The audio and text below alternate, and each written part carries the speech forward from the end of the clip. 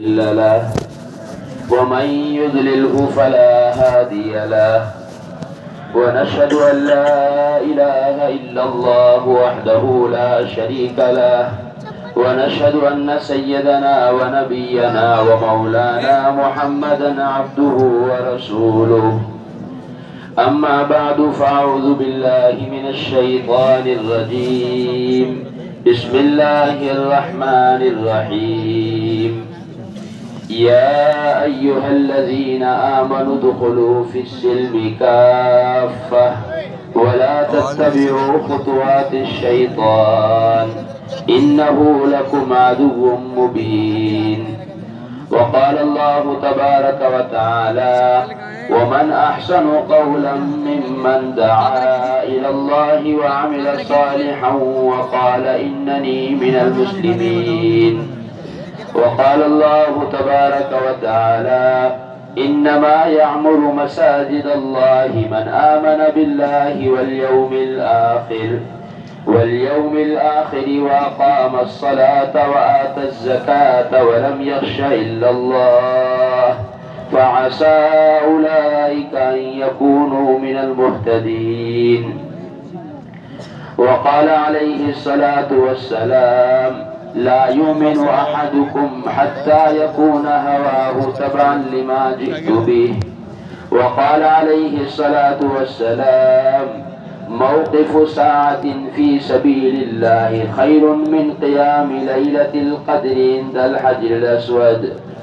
وقال عليه الصلاة والسلام الغدو والرواح إلى المساجد من الجهاد في سبيل الله او كما قال علیہ الصلوۃ والسلام.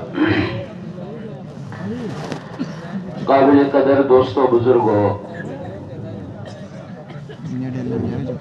ہمارا یہاں پر جمع ہونا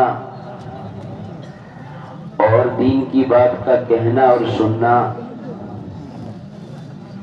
اس کا مقصد اپنی معلومات کو اور اپنی جانکاری کو بڑھانا نہیں ہے. دین کی مجلس میں جمع ہو کر دین کی بات کا تذکرہ کرنا اور دین کی بات کو بار بار کہنا اور بار بار سننا، یہ صرف اس لیے نہیں ہے کہ دین کی جو بات جس کو معلوم نہیں ہے وہ اس کے علم میں آ جائے،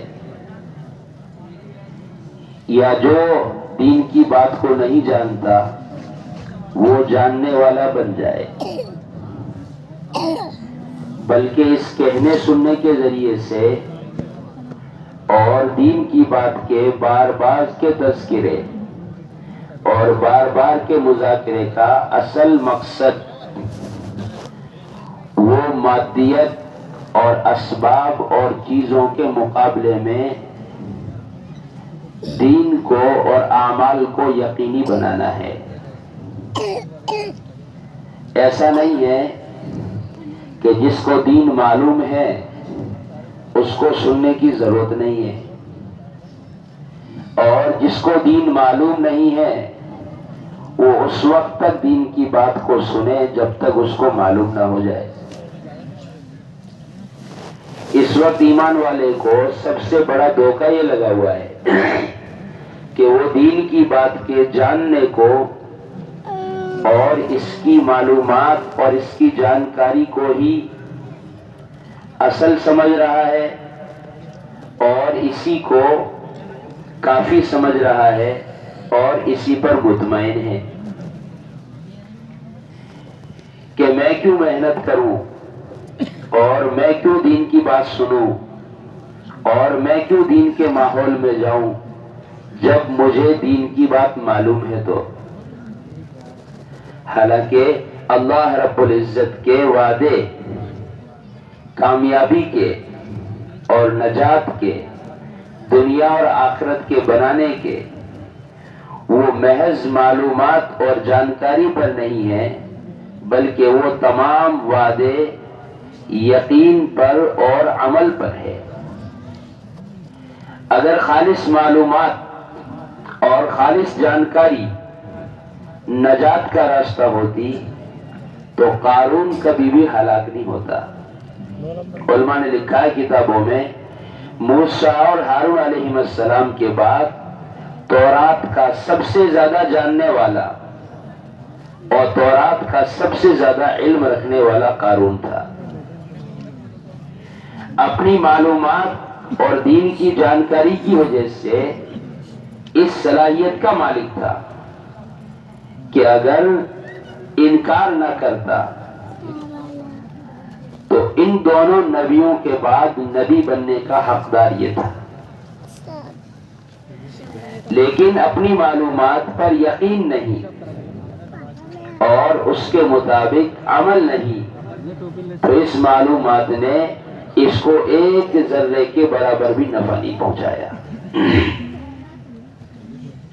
اسی لیے اللہ تعالیٰ نے فرمایا قرآن میں اپنے نبی سے، وَذَكِّرْ فَإِنَّ الذِّكْرَ تَنفَعُ الْمُؤْمِنِينَ، نبی جی دین کی بات کا تذکرہ کرتے رہیے اور دین کی بات کو بار بار یاد دلاتے رہیے کہ یہ یاد دلانا ایمان والے کو نفع دیتا ہے۔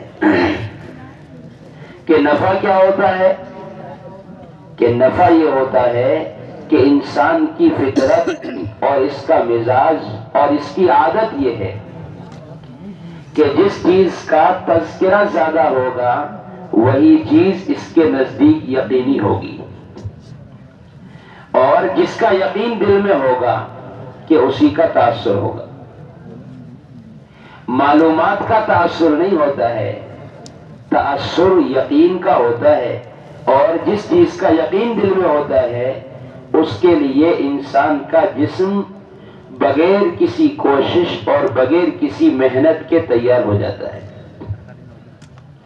آج اللہ معاف فرمائے، صبح سے شام تک دنیا کی مجلسیں لگ رہی ہے، دنیا کے تذکرے ہو رہے ہیں، مادیت اور اسباب کو بولا جا رہا ہے، چیزوں اور شکلوں کو بولا جا رہا ہے، اس لیے دلوں کے اندر یقین اسباب اور چیزوں کا ہے، دنیا کے مادی نظام اور دنیا کی ظاہری شکلوں اور دنیا کے ظاہری اسباب کا ہے۔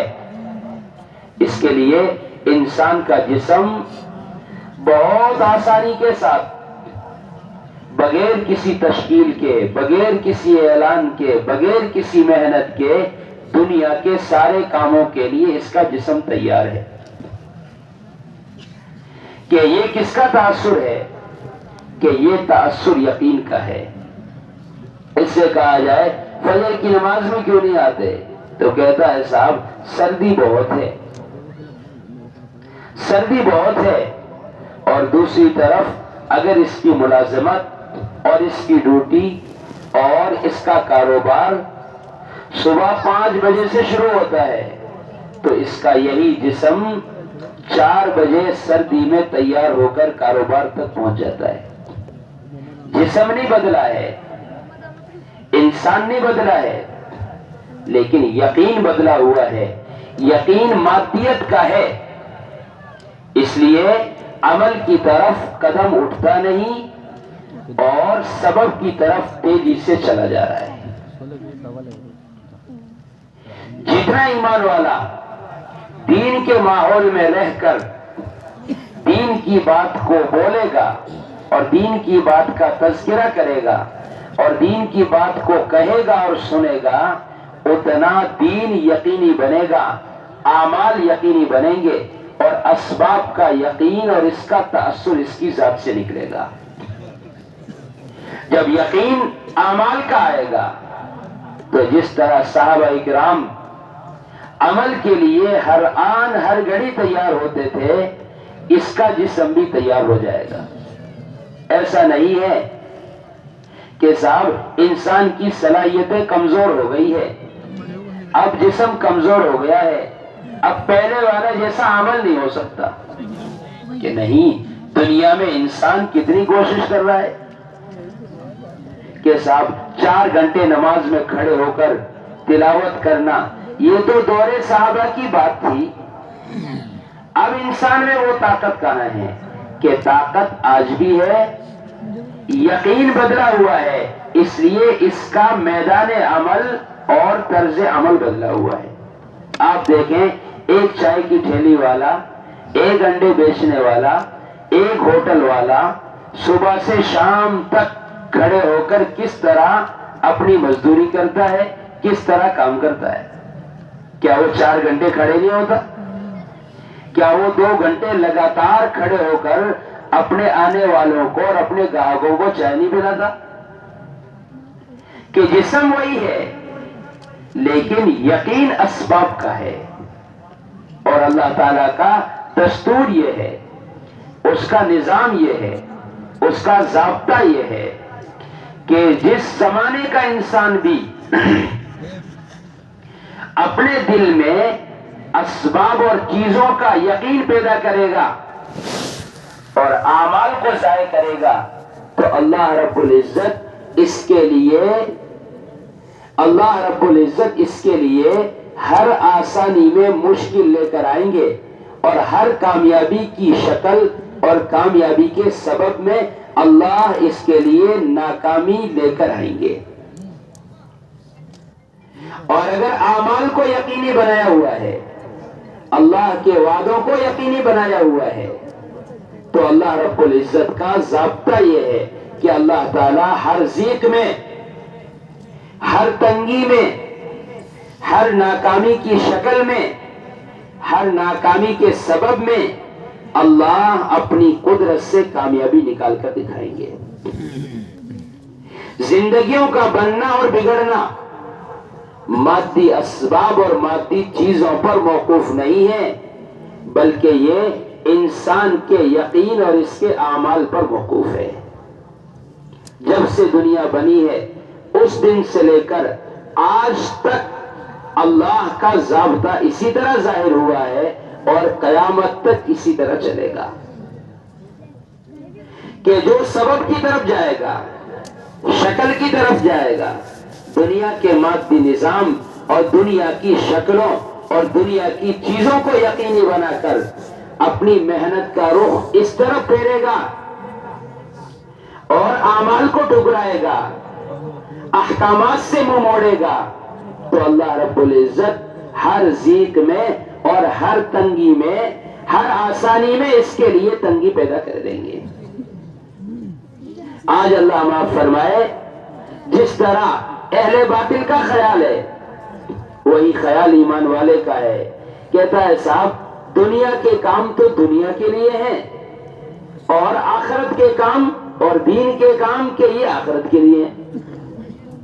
نماز پڑھو، قرآن پڑھو، ذکر کرو، خیر کے کام کرو، کہتا ہے مرنے کے بعد تو یہی کام آئیں گے۔ رہی بات دنیا کی، تو دنیا تو دنیا کے طریقے سے چلتی ہے، یعنی اسباب اور چیزوں کو اور دنیا کے نظام کو دنیا کے بننے کا سبب سمجھا ہوا ہے، اور خیر کے اعمال کو آخرت کے بننے کا سبب سمجھا ہوا ہے، حالانکہ یہ کسی نبی کی دعوت نہیں ہے۔ کسی نبی نے آ کر یہ دعوت نہیں دی کہ اسباب اور چیزیں بناؤ، مال اور دولت جمع کرو اور دنیا کے مادی نظام پر قبضہ کرو، اس سے تمہاری دنیا بن جائے گی، اور خیر کے اعمال کرو، اس سے تمہاری آخرت بن جائے گی، کہ یہ کسی نبی کی دعوت نہیں ہے۔ قرآن میں اللہ تعالیٰ نے فرمایا من عمل صالحا من ذکر او انثى وهو مؤمن فلنحيينه حیاتا طیبہ، کہ جو انسان بھی دنیا میں رہ کر ایمان اور عمل اختیار کرے گا، اپنی زندگی کو دینی زندگی بنائے گا، احکام شریعت کا پابند بن کر زندگی گزارے گا، تو اللہ تعالیٰ فرما رہے ہم سب سے پہلے اس کے لیے دنیا کی زندگی کو خوشگوار اور اچھی زندگی بنائیں گے۔ پہلا وعدہ دنیا کی زندگی میں راحت اور دنیا کی زندگی میں عزت اور دنیا کی زندگی میں اطمینان اور سکون کے نازل کرنے کا ہے۔ زندگی ایمان والی ہے، زندگی اعمال والی ہے، زندگی شریعت اور سنت کی پابند ہے تو چاہے نظر آ رہا ہو کہ ہر طرف سے راستہ بند ہو رہا ہے اور ہر سبب اور ہر شکل ہلاکت کی طرف لے جا رہی ہے، لیکن اللہ تعالیٰ کا ضابطہ یہ ہے کہ اللہ تعالیٰ ہر ضیق اور ہر تنگی میں اپنی قدرت سے نجات کا راستہ نکال کر دکھائیں گے، ہر تخریب میں تعمیر نکال کر دکھائیں گے، ہر بربادی میں آبادی نکال کر دکھائیں گے، ہر ضیق اور ہر تنگی میں اللہ رب العزت کشادگی اور آسانی اللہ اپنی قدرت سے نکال کر دکھائیں گے۔ یہی تاریخ ہے آج تک کی دنیا کی، اور یہی زمانہ اور یہی حال ہوگا قیامت تک کے آنے والے زمانے کا۔ قرآن اس سے بھرا ہوا ہے، ہزاروں احادیث اس پر شاہد ہے، اور دنیا کی تاریخ اس پر گواہ ہے کہ جس زمانے کے لوگوں نے بھی اپنی زندگی کو ایمانی زندگی بنایا، اپنی زندگی کو اعمال والی زندگی بنایا، تو نظر آیا تنگی کا راستہ، لیکن اللہ رب العزت نے ہر تنگی میں ان کے لیے آسانی اور ہر تخریب میں اللہ تعالیٰ نے ان کے لیے نجات اپنی قدرت سے نکال کر دکھائی ہے۔ زندگی اعمال سے ہٹی ہوئی ہے، شریعت سے ہٹی ہوئی ہے، احکام خداوندی سے منہ موڑا ہوا ہے، اللہ کی ذات کا تاثر، اس کی ذات کا یقین نہیں ہے، ظاہری اسباب، ظاہری چیزیں، ظاہری شکلیں اور مادی نظام کے سارا قبضے میں ہیں کہ اللہ تعالیٰ نے ہر کامیابی کی شکل اور کامیابی کے سبب میں رکھ کر اللہ تعالیٰ نے ناکام کر کے اور برباد کر کے دکھایا ہے۔ ابراہیم علیہ السلام نے نمرود کو یہ بات سمجھائی، ہر نبی آ کر اپنی قوم کو یہی سمجھاتا تھا، ہر نبی آ کر یہی سمجھاتا تھا کہ ایمان اور عمل اختیار کر لو، اللہ دنیا کی زندگی خوشگوار اچھی زندگی بنا دیں گے، آخرت کی زندگی اللہ تعالیٰ جنت والی زندگی بنا دیں گے۔ نمرود نے اپنی طاقت کے غرور میں،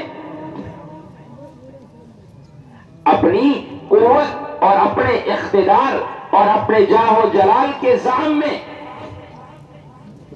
اللہ کی قدرت کا انکار کیا، نبی کی شریعت کا انکار کیا، تو اللہ تعالیٰ نے حکومت کے ساتھ، تخت و تاج کے ساتھ، کرسی اور عہدے کے ساتھ اللہ تعالیٰ نے اپنی قدرت سے ناکام کیا، اور ہمیشہ ہمیش کے لیے ناکامی کی راہ پر ڈال کر اس کی زندگی کو قیامت تک کے لیے عبرت کی زندگی بنا دیا، عبرت کی چیز بنا دیا کہ کامیابی اور نجات کرسی میں نہیں ہے، بادشاہت میں نہیں ہے، اسباب اور چیزوں میں نہیں ہے، کامیابی کا ضابطہ اور کامیابی کا راز تو اللہ کے احکام میں ہے۔ اللہ تعالیٰ نے ایک مچھر کے ذریعے سے اس کو اور اس کی پوری قوم اور پوری فوج کو ہلاک کر کے دکھلا دیا۔ تعمیر نظر آ رہی ہے، حکومت ہماری ہے، عہدہ ہمارا ہے، کرسی ہماری ہے، طاقت ہماری ہے، مال و دولت ہمارے پاس ہے، اکثریت ہمارے ساتھ ہے، کہ ہمیں کون ناکام کر سکتا ہے؟ کہ نہیں، اللہ کا ضابطہ حکومت نہیں ہے، اسباب نہیں ہے، چیزیں اور شکلیں نہیں ہیں، اللہ کا ضابطہ تو احکام خداوندی کا پابند ہونا ہے۔ نام و نشان مٹ گیا۔ دوسری طرف ابراہیم علیہ السلام کہ نہ مال ہے، نہ اسباب ہے، نہ چیزیں ہیں، نہ مال و دولت ہے، نہ عہدہ اور کرسی ہے، کہ کچھ بھی نہیں ہے اور کسی کا سہارا نہیں، کہ سب سے پہلے ماں باپ نے گھر سے نکالا، پورے ملک نے مل کر فیصلہ کیا کہ ابراہیم کو ایک آگ جلا کر اس میں ڈال دیا جائے اور ان کا نام و نشان مٹا دیا جائے۔ آگ میں ڈالا جانے لگا تو جبریل علیہ السلام آئے اور آ کر کہا، اے اللہ کے دوست، اے اللہ کے خلیل، ہم آئے ہیں آپ کی مدد کے لیے، جو حاجت ہو ہمیں بتلا دو۔ تو کہنے لگے کیا اللہ تعالیٰ نے تمہیں میری مدد کا حکم دے کر بھیجا ہے؟ کہا نہیں، ہم نے تو حال دیکھ کر خود ہی عرض کیا تھا، یا اللہ تیرے خلیل کے ساتھ کیا ہو رہا، تیری اجازت ہو ہم چلے جائیں مدد کرنے۔ اللہ تعالیٰ نے فرمایا اگر وہ تم سے مدد لے لے تو چلے جاؤ۔ کہنے لگے انی وجہت وجہی للذی فطر السماوات والارض حنیفا وما انا من المشرکین، میں اسباب اور چیزوں اور شکلوں کا یقین لے کر چلنے والا نہیں ہوں، میں نے تو اپنے دل کا تاثر، دل کا یقین اور دل کا وجدان تمام بنی ہوئی چیزوں سے ہٹا کر ایک بنانے والے کی طرف پھیر لیا ہے، میرے لیے وہ کافی ہے۔ جس طرح یہ آگ مجھے جلا نہیں سکتی، اسی طرح اے جبریل تو بھی اللہ کے امر کے بغیر ایک ذرے کے برابر مجھے نفع پہنچا نہیں سکتا۔ بے شک جبریل کی طاقت بہت بڑی ہے ظاہری اعتبار سے، لیکن اس کے عاجز ہونے کے لیے مخلوق ہونا کافی ہے۔ جس طرح آگ نہ جلا سکتی ہے اور نہ انسان کو نفع پہنچا سکتی ہے اللہ کے امر کے بغیر، کہ اسی طرح ہے جبریل تیری طاقت بھی اللہ کے امر کے بغیر نہ مجھے بچا سکتی ہے اور نہ مجھے جلا سکتی ہے، کہ ہمیں تمہاری حاجت نہیں ہے۔ ہم نے یقین اسباب اور چیزوں پر نہیں کیا ہے، ہم نے یقین اللہ کی ذات پر کیا ہے۔ نظر آ رہا ہے کہ نام و نشان مٹ جائے گا، لیکن اس تخریب کے پیچھے، اس ناکامی کی شکل کے اندر کتنی بڑی تعمیر ہے، کتنی بڑی آبادی ہے کہ وہ اللہ جانتا ہے۔ اللہ تعالیٰ نے بھی براہ راست حکم فرمایا آگ کو، یا نار کونی بردن و سلامن علی ابراہیم، اے آگ سلامتی کے ساتھ ٹھنڈی ہو جائے ابراہیم پر۔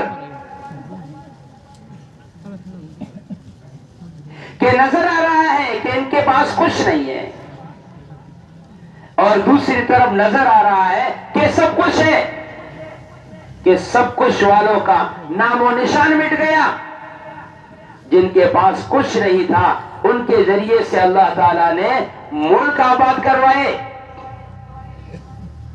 شام آباد کروایا، اور شام کے بعد پھر مکہ مکرمہ اور عرب کو اللہ تعالیٰ نے آباد کیا، اور امت محمدیہ صلی اللہ علیہ وسلم کو وجود دے کر ان کے طریقے کو، ان کی عادات کو اور ان کی سنتوں کو قیامت تک زندہ رکھنے کا اللہ نے فیصلہ فرما دیا۔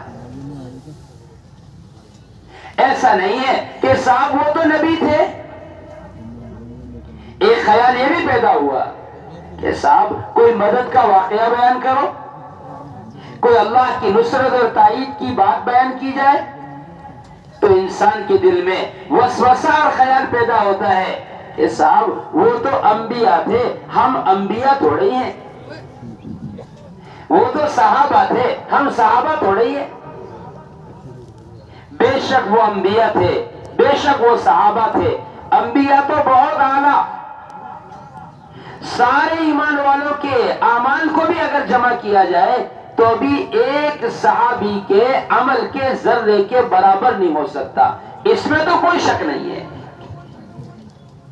لیکن اللہ تعالیٰ کا کوئی وعدہ کسی نبی کے ساتھ یا اللہ تعالیٰ کا کوئی وعدہ کسی شخصیت اور کسی زمانے کے ساتھ خاص نہیں ہے. اللہ تعالیٰ کے وعدے ایمان اور اعمال کے ساتھ ہیں. اِنَّا لَنَنْصُرُ رُسُلَنَا وَالَّذِينَ آمَنُوا فِي الْحَيَاةِ الدُّنْيَا. دوسری جگہ فرمایا وَكَانَ حَقًّا عَلَيْنَا نَصْرُ الْمُؤْمِنِينَ کہ ہماری ذمہ داری ہے کہ ہم ہر حال میں ایمان والوں کی مدد کریں گے دنیا کی زندگی میں بھی. ایسا نہیں ہے کہ آگ نے ابراہیم علیہ السلام کو نہیں جلایا اب یہ آگ کا تاثر ختم ہو گیا. کہ نہیں، جس طرح یہ آگ اس زمانے میں مخلوق تھی آج بھی مخلوق ہے. آج بھی اگر ابراہیم سا ایمان پیدا تو آگ کر سکتی ہے کیا ہے شیخ؟ کہ اگر آج بھی ابراہیم علیہ السلام جیسا ایمان ہو تو آج بھی آگ گلے گلزار بن سکتی ہے. آپ علیہ السلام دنیا سے تشریف لے گئے. ایک صاحب نے جھوٹی نبوت کا دعویٰ کیا. ابو مسلم خولانی رحمت اللہ علیہ صحابی نہیں ہے، صحابہ کا زمانہ ہے، ابو بکر کا زمانہ ہے، صحابی نہیں ہے، لیکن یقین اور کام کہ وہی ابراہیم علیہ السلام کا لے کر کھڑے ہوئے اور اسود انسی ملعون کی بات کا انکار کیا. کہا ایسا نہیں ہو سکتا. حضور نے فرمایا انا خاتم النبیین لیس بعدی نبی، میں آخری نبی ہوں، میرے بعد قیامت تک کوئی نبی نہیں آ سکتا. جس طرح کوئی انسان حضرت محمد صلی اللہ علیہ وسلم کو نبی مانے بغیر مومن نہیں ہو سکتا، اسی طریقے سے حضرت محمد صلی اللہ علیہ وسلم کو آخری نبی مانے بغیر بھی مومن نہیں ہو سکتا. اگر کوئی نبی کو نبی تو مانتا ہے لیکن آخری نبی نہیں مانتا، تو جس طرح محمد صلی اللہ علیہ وسلم کو نبی نہ ماننے والا ایمان سے خارج ہے، اسی طریقے سے حضرت محمد صلی اللہ علیہ وسلم کو آخری نبی نہ ماننے والا بھی ایمان سے خارج ہے. اس کی نماز، اس کا ذکر، اس کی تلاوت، اس کی تسبیح، اس کے اعمال یقیناً اللہ کے یہاں سے مردود ہے ایمان نہ ہونے کی وجہ سے. تو انکار کیا. اس نے حکم دیا اپنے لوگوں سے کہ لکڑیاں جمع کرو اور ابو مسلم خولانی کو ان آگ میں جلا کر آگ میں ڈال دو. انہیں پکڑ کر آگ میں ڈال دیا گیا. آگ نے ایک ذرے کے برابر بھی ان کو جلایا نہیں، ایک ذرے کے برابر بھی ان کو نقصان نہیں پہنچایا. زمانہ صحابہ کا ہے اور ظاہر کے خلاف تابعی کے ساتھ ہو رہا ہے. ایسا نہیں ہے کہ مدد اور نصرت تو کسی زمانے میں آئی ہے، کہ نہیں، اللہ کی مدد اور نصرتوں کا زمانہ کسی زمانے کے ساتھ خاص نہیں ہے. کوئی وعدہ کسی زمانے کے ساتھ خاص نہیں ہے، کسی شخصیت کے ساتھ خاص نہیں ہے، بلکہ اللہ کی مدد اور نصرت کا وعدہ تو ایمان والے کے ساتھ ہے. فرمایا اللہ تعالیٰ نے قرآن میں وَلَا تَخَافُوا وَلَا تَحْزَنُوا وَأَنْتُمُ الْأَعْلَوْنَ، خوف نہ کرو، گھبراؤ نہیں، قیامت تک کے لیے ساری دنیا کی عزت اور سربلندی تمہارے لیے ہے. لیکن آگے شرط لگائی ان کنتم مؤمنین، شرط یہ ہے کہ تم حقیقی ایمان پر رہو. اگر حقیقی ایمان زندگی میں نہیں ہے تو پھر اللہ رب العزت کا کوئی وعدہ کسی قوم کے ساتھ نہیں ہے. تو ایسا نہیں ہے کہ اسباب دنیا کے لیے ہے اور اعمال آخرت کے لیے ہے، کہ نہیں، یہ کسی نبی کی دعوت نہیں ہے. اللہ تعالیٰ نے فرمایا جو انسان ایمان اور عمل اختیار کرے گا ہم سب سے پہلے اس کی دنیا کی زندگی خوشگوار اچھی زندگی بنائیں گے، اور مرنے کے بعد کہ مرنے کے بعد ہمیشہ ہمیش کی ایسی جنت عطا فرمائیں گے جس کو نہ کسی آنکھ نے دیکھا، نہ کسی کان نے سنا، نہ کبھی کسی کے دل میں اس کا تصور اور خیال گزرا، کہ ایسی جنت ہم ایمان اور عمل کی برکت سے اس کے بدلے میں عطا فرمائیں گے۔ اور اگر زندگی ایمان سے ہٹی اور زندگی اعمال سے ہٹی تو ایسا نہیں ہے کہ مریں گے جب دیکھیں گے، کہ اس وقت تو خود بخود نظر آ جائے گا، لیکن اس وقت کا نظر آنا کچھ کام نہیں آئے گا، اس وقت کا نظر آنا کچھ کام نہیں آئے گا۔ روایتوں میں ہے جب آدمی مرنے لگتا ہے، زندگی نافرمانی کے ساتھ گزاری، احکام خداوندی سے منہ موڑ کر زندگی گزاری، شریعت سے ہٹ کر زندگی گزاری، اس کی موت کے وقت اس کی موت کے فرشتے اس کے پاس ان تمام عذاب کو اور عذاب کی شکلوں کو لا کر سامنے حاضر کر دیتے ہیں کہ تجھے جہنم میں اور قبر میں کیا عذابات ہوں گے، کہ وہ عذاب اس کو دکھلا دیے جاتے ہیں۔ اس کی روح اس کے جسم میں چھپتی ہے، ایک ایک جسم کے حصے میں اس کو روح چھپنے لگتی ہے، تو فرشتہ اس روح کو ہتھوڑے سے توڑ کر اور ہتھوڑا مار مار کر نکالتا ہے۔ روایتوں میں لکھا ایسی سخت تکلیف ہوتی ہے، ایسی سخت تکلیف ہوتی ہے کہ جیسے کسی زندہ پرندے کو اور زندہ چڑیا کو توے پر ڈال کر اس کو سینک دیا جائے، کہ اس سے بھی زیادہ تکلیف موت کے وقت ہوگی۔ قبر کا حال الگ ہے، حشر کا میدان الگ ہے، اور ہمیشہ ہمیش کی جہنم کی سزا الگ ہے۔ وہاں جا کر انسان روئے گا، اگر دنیا میں تو ایک آنسو بھی نکل جائے اور سچی توبہ سے نکل جائے، اللہ پچھلے سب گناہ معاف کر دیتے ہیں۔ وہاں لکھا ہے کتابوں میں اتنا روئے گا کہ اس کے آنسوؤں میں کشتیاں چلا دی جائے، آنکھوں کا پانی سوکھ جائے گا، خون بہے گا، خون بھی سوکھ جائے گا، پیپ بہے گا، لیکن اللہ کو رحم نہیں آئے گا۔ کیوں؟ کہ اب تو آنکھ سے دیکھ لیا،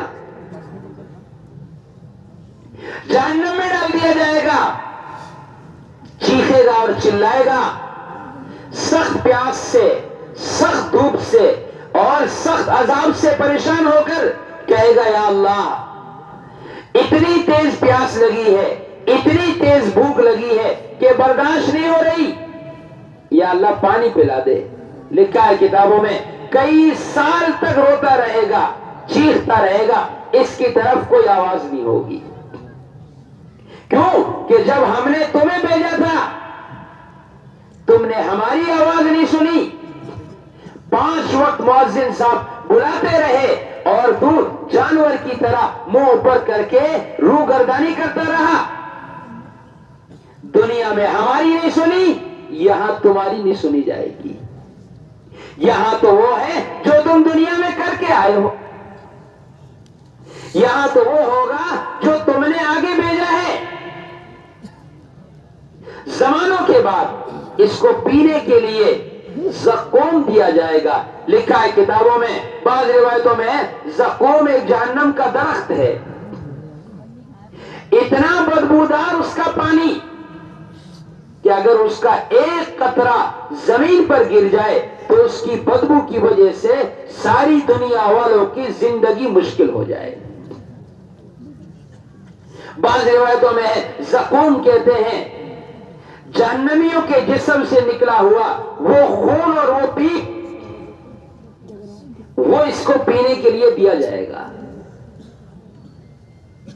اور یہ سخت پیاس کی وجہ سے اس کو اپنے منہ سے لگائے گا، ایسا کھولتا ہوا ہوگا کہ اس کی گرمی کی اور جلن کی وجہ سے اوپر کا ہونٹ سکڑ کر سر تک چلا جائے گا اور نیچے کا ہونٹ سکڑ کر ہنسلی تک آ جائے گا، پیٹ کے اندر داخل ہوگا، پیٹ کے نظام کو توڑ پھوڑ کر فنا کر دے گا، اور یہ پیے گا کیسے اس کو؟ کہ قرآن میں فرمایا یہ اس کو ایسے پیے گا جیسے کئی دنوں کا پیاسا اونٹ پانی نہ ملنے پر کسی کیچڑ میں منہ ڈال کر اس کے کیچڑ کو چوستا ہے، اس طرح یہ اس کو چوس کر پی جائے گا۔ اوپر سے فرشتے آواز دیں گے اللہ کی طرف سے، ذوق انک انت العزیز الکریم، چکھو اللہ کے عذاب کا مزہ، تم بڑے معزز تھے دنیا میں، اللہ کے گھر میں آنے سے تمہیں شرم آتی تھی، اللہ کے سامنے جھکنے سے تمہاری عزت گھٹتی تھی، بڑی عزت والے ہو نا تم، تو بڑا مقام ہے نا تمہارا، تو بڑی شان ہے نا تمہاری، تو تمہیں دین پر چلنے سے، احکامات پر چلنے سے، شریعت اور سنت کی پابندی پر آنے سے تمہیں شرم محسوس ہو رہی ہے، قوم کا تانا برداشت نہیں ہو رہا، ہماری عزت چلی جائے گی،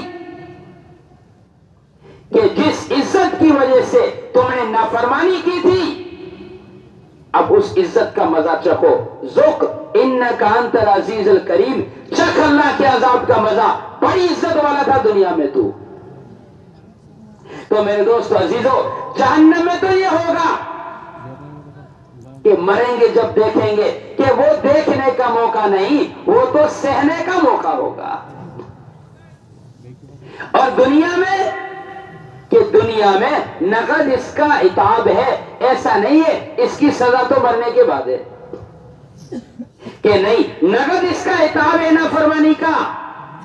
اللہ نے فرمایا قرآن میں، من اعرض عن ذکری فإن له معیشۃ ضنکا، جو انسان دنیا میں رہ کر میری یاد سے اعراض کرتا ہے، میرے حکم کے خلاف چلتا ہے، میرے نبی کے طریقے کو ٹھکرا کر زندگی گزارتا ہے، اللہ تعالیٰ فرما رہے میں اس کی زندگی اس پر تنگ کر دیتا ہوں، مال کے باوجود، اسباب کے باوجود، چیزوں اور شکلوں کے باوجود زندگی تنگ ہے، حالات ہے، مصیبتیں ہیں، تکلیفیں ہیں، بے چینی اور بے قراری ہے، کہتا ہے صاحب پتہ نہیں کیا ہو گیا، کہ نہیں، یہ دیکھو اللہ کی کون سی نافرمانی کی ہے جس کی وجہ سے اللہ تعالیٰ نے دلوں کا سکون چھینا ہوا ہے، یہ مال کے ذریعے سے مکان بنائے گا، مال کے ذریعے سے سہولت کے اسباب اور سہولت کی چیزیں خریدے گا، لیکن اسباب خرید سکتے ہو، سکون تو نہیں خرید سکتے۔ سکون کس میں ہے؟ کہ اللہ تعالیٰ نے اعلان کر کے، متنبی کر کے فرما دیا، الا، علماء سے معلوم کرنا لفظ الا کس کے لیے استعمال ہوتا ہے، یعنی اس کے علاوہ کوئی گنجائش نہیں ہے، اللہ کا فیصلہ یہی ہے، اس کے لیے لفظ اعلیٰ استعمال ہوتا ہے۔ اللہ تعالیٰ فرما رہے سنو ہمارا فیصلہ، دلوں کا اطمینان تو اللہ کو یاد رکھنے میں ہے، اگر تم اللہ کو یاد رکھو گے تو اللہ رب العزت تمہاری سیدھی سادی زندگی، چٹنی روٹی کھا کر گزرنے والی، جھونپڑے اور چھپر میں رہ کر گزرنے والی زندگی، کہ اللہ تعالیٰ اس زندگی کو جنت کی سی زندگی بنا دیں گے، اور اگر اللہ کی یاد سے منہ موڑو گے، احکام شریعت کو ٹھکرا کر چلو گے، تو دنیا میں نگد پریشانیاں اور نگد حالات آئیں گے، کوٹھی میں رہ کر، بنگلے میں رہ کر، محل میں رہ کر، اچھی گاڑی میں رہ کر، اچھے نقشوں میں رہ کر یہ پریشان اور حالات میں رہے گا، اور اس کی یہ زندگی بھی اس کو جہنم کا نہ معلوم ہوگی، جس طرح جہنمی آدمی جہنم میں موت کی تمنا کرے گا، کہ اسی طرح یہ دنیا میں رہ کر موت کی تمنا کرے گا، کاش مجھے موت آ جائے، کہ موت کی تمنا دنیا میں کرنا، بے دینی کے ساتھ، نافرمانی کے ساتھ، حالات کی وجہ سے، کہ یہ جہنمیوں کی صفت ہے، اور برداشت نہیں کیا کہ برداشت نہیں کیا تو اپنے ہاتھ سے اپنے آپ کو خود ہی ہلاک کر دیا. کہ کیا ہوا کہ سوسائڈ کر لیا. کہ بھائی کیا نہیں تھا اس کے پاس؟ مال. کہ مال بھی تھا، اسباب بھی تھے، چیزیں بھی تھی، شکلیں بھی تھی. کہ پھر کیا تھا؟ کہ صاحب کئی دنوں سے اس میں کیا کہتے ڈپریشن میں تھا. کہ کیا ڈپریشن تھا؟ کہ ڈپریشن یہ تھا کہ احکامات کے ذریعے سے اللہ کو بلایا، اللہ نے دل کا سکون چھین لیا. دنیا پر نظر اٹھا کر دیکھیں، خودکشی ان جگہوں پر اور ان علاقوں میں اور ان ملکوں میں زیادہ نظر آئے گی جو مال میں، حسن و جمال میں، اسباب اور چیزوں میں اعلیٰ درجے پر نظر آئیں گے. سب کچھ ہے، کسی چیز کی کمی نہیں ہے، لیکن زندگی میں سکون نہیں ہے، تو اپنے ہاتھ سے اپنے آپ کو خود ہلاک کر رہے ہیں. تو میرے دوستو عزیزو، ایسا نہیں ہے کہ آخرت اعمال سے بنتی ہے اور دنیا کی شکلوں سے بنتی ہے. کہ نہیں، ایسا نہیں ہے. زندگی میں ایمان اور عمل آئے گا، اللہ رب العزت سب سے پہلے دنیا کی زندگی کو خوشگوار اور اچھی زندگی بنائیں گے. اور مرنے کے بعد ہمیشہ ہمیشہ کی جنت عطا فرمائیں گے. لیکن دوستو بزرگو، یہ بات طے ہے کہ اللہ رب العزت کے جتنے وعدے ہیں وہ تمام کے تمام وعدے اجزائے دین پر چلنے سے نہیں ہے، بلکہ وہ تمام کے تمام وعدے اللہ تعالیٰ کے مکمل دین کے مطابق زندگی گزارنے سے ہے. نماز تو پڑھ رہا ہوں پھر بھی حالات آ رہے، صدقہ اور خیرات تو بہت کرتا ہوں پھر بھی پریشانی میں رہتا ہوں. کہ نہیں دوستو بزرگو، مکمل دین کو زندگی میں لانا اور مکمل دین کو زندگی میں داخل کرنا، کہ یہ ہے نجات کا راستہ. ایسا نہیں اپنی مرضی کا دین چھانٹ لیا، دین کا جو حکم جس کے سمجھ میں آ گیا اس نے اسی کو دین سمجھ کر اس پر عمل کرنا شروع کر دیا. کہتے ہیں صاحب پورا دین تو بہت مشکل ہے. نعوذ باللہ، مسلمان کی زبان بھی باطل کی زبان. جس طرح دنیا کا باطل کہتا ہے کہ صاحب اسلام سب سے سخت مذہب ہے، نعوذ باللہ، ایسے ہی ایمان والا بھی کہتا ہے صاحب پورے دین پہ چلنا. کہ پورے دین پہ چلنا ہر کسی کے بس کی بات تھوڑی ہے، ہر ایک کے لیے آسان تھوڑا ہی ہے پورا دین اپنانا. بڑی جہالت سے اور بڑی غفلت سے اور بڑی نادانی سے کہتا ہے صاحب پورے دین پہ چلنا تو ایسا ہے جیسے تیز دھار پہ چلنا. کیا مطلب؟ یعنی اگر کوئی تیز دھار پہ چلے گا تو کٹ کر ہلاک ہو جائے گا. نعوذ باللہ، مسلمان کہتا ہے اگر کوئی پورے دین پہ چلے گا تو ہلاک ہو جائے گا. یعنی اللہ تعالیٰ نے اس کو ایسے عمل کا حکم دیا جس کو یہ کر نہ سکے. اللہ تعالیٰ نے فرمایا قرآن میں، اے ایمان والو پورے دین کی طرف آ جاؤ، پورے دین میں داخل ہو جاؤ. یا ایھا الذین آمنو، یا ایھا الناس نہیں کہا، یا ایھا الذین آمنو، اے ایمان والو، اے مسلمانوں، تم پورے دین میں داخل ہو جاؤ. کہ پورا دین کیا ہے؟ کہ پورا دین یہ ہے کہ میری 24 گھنٹے کی زندگی اور میری جسم کیا ہر حرکت اور میرے جسم کے ہر عضو کا تعلق اللہ کے حکم اور محمد صلی اللہ علیہ وسلم کے طریقے سے ہو جائے، کہ اس کا نام اسلام ہے. ایسا نہیں میں نے اپنی مرضی کا دین چھانٹ لیا، کسی نے عبادت کی لائن کا دین چھانٹ لیا، کسی نے معاملات کی لائن کا دین چھانٹ لیا، کسی نے اخلاق کی لائن کا دین چھانٹ لیا. کہتے ہیں صاحب نماز تو نہیں پڑھی جاتی لیکن خیر کے کام بہت کرتے ہیں. ایک زام اور ایک دھوکہ یہ بھی لگا ہوا ہے کہ صاحب نماز تو نہیں پڑھی جاتی، اللہ معاف کرے، لیکن صدقہ خیرات بہت کرتے ہیں. کہ نہیں دوستو بزرگو، علماء نے لکھا ہے جب تک آدمی نماز کی اور فرائض کی پابندی نہ کرے اس وقت تک اس کے نفلی اعمال اور نفلی صدقات یہ اللہ تعالیٰ کے یہاں قبول ہونے سے معلق رہتے ہیں. ایک کہتا ہے صاحب نماز تو پڑھ رہا ہوں، دین اور کیا ہوتا ہے؟ کہ نہیں دوستو بزرگوں، معاملات کیا ہیں، معاشرت کیا ہے، اخلاق کیا ہے، ایمانیات کیسی ہے. صرف نماز پڑھ لینے کا یا صرف صدقہ خیرات کر لینے کا نام مکمل دین نہیں ہے.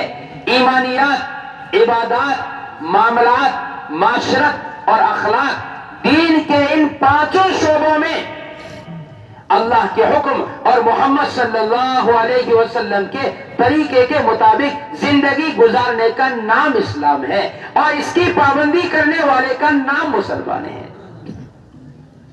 اگر میں دین کے کسی بھی شعبے میں ایک ذرے کے برابر بھی نافرمان ہوں اور اللہ کے حکم کو ضائع کیا ہوا ہوں تو میں دین کے ایک حصے کو ضائع کیا ہوا ہوں. دین میں کامیابی نظر نہیں آئے گی، اللہ کی مدد اور نصرت نازل نہیں ہوگی.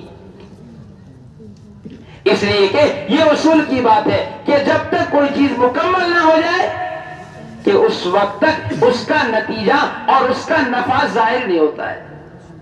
ایک آدمی مکان بنائے، 20 لاکھ روپے لگا دیے مکان میں، 3 طرف کی دیوار بنا دی، ایک طرف کی دیوار کے ایک طرف کی دیوار چھوڑ دی، چھت بھی ڈال دی، ڈیکوریشن بھی کر لیا، ایئر کنڈیشن بھی لگا دیا، لاکھوں روپے لگا دیے، لیکن ایک طرف کی دیوار قائم نہیں کی ہے. اب بولو جب بارش آئے گی تو اس کے مکان کا کیا ہوگا؟ کہ ادھر کی بارش آئے گی تو پانی اندر آئے گا، تیز ہوا چلی، آندھی سے مکان بھر گیا، تیز دھوپ نکلی، مکان گرم ہو گیا، سردی کے موسم میں مکان ٹھنڈا ہو گیا. اب یہ امام صاحب سے جا کر درخواست کرے، امام صاحب دعا کر دو بارش کا پانی میرے مکان میں نہ آئے. کہ امام صاحب سے نہیں، آپ مکے کے امام صاحب سے بھی اگر دعا کروا دو گے پھر بھی جب تک یہ دیوار نہیں بناؤ گے، ادھر سے بارش، ادھر سے آندھی، ادھر سے دھوپ، ادھر سے سردی مکان میں آنے سے نہیں رکے گی. کہتے صاحب یہ مکان بنا لو، کہتے صاحب اس دیوار پر 5 لاکھ لگائے، اس پر 7 لاکھ لگائے، اس پر 3 لاکھ لگائے. کہ نہیں، جدھر لگائے ادھر سے حالات بند ہیں، جدھر نہیں قائم کی ہے اس کو قائم کرنا پڑے گا. کہ جب تک ادھر کی دیوار قائم نہیں کریں گے اس وقت تک ادھر سے آنے والا حال ٹل نہیں سکتا. المجلس رحمۃ اللہ علیہ فرماتے تھے حالات آئیں گے معاملات اور معاشرت کی خرابی سے، اور ایمان والا یوں کہے گا کہ میں صدقہ کر کے اور میں دعا مانگ کر اس حال کو حل کر لوں گا. کہتے ہیں صاحب اب تو دعا بھی قبول نہیں ہوتی. بہت سے کہتے ہیں صاحب اب تو کوئی ایسا اللہ والا بھی نہیں رہا کہ کتنا ہی بڑا اللہ والا لا کر دعا کرا دے. ایک طرف کے مکان کی دیوار اگر گری ہوئی ہے جب تک اس کو بنائے گا نہیں، کتنے ہی بڑے اللہ والے سے دعا کرا لے ادھر کی بارش رک نہیں سکتی. اگر دیوار قائم کر لیتا ہے تو سب سے بڑا اللہ والا ہے، تیری دعا بھی براہ راست آسمان کی طرف جائے گی. ایسا نہیں، مرضی کا دین. آج اللہ معاف فرمائے مسلمان اسلام کو مانتا تو ہے لیکن اس پر چلنا اپنا فریضہ سمجھ کر اس پر قدم نہیں اٹھاتا. مرضی کا دین اپنایا ہوا ہے، جس کو جو حکم سمجھ میں آ گیا اس پر عمل کر لیا، اور جو حکم اپنی مرضی کے خلاف ہے، جو اپنی منشا کے خلاف ہے، جو اپنی خواہش کے خلاف ہے، اس کو یہ کہہ کے چھوڑتا ہے کہ صاحب اس زمانے میں پورے دین پہ چلنا یہ کوئی آسان بات تھوڑی ہے.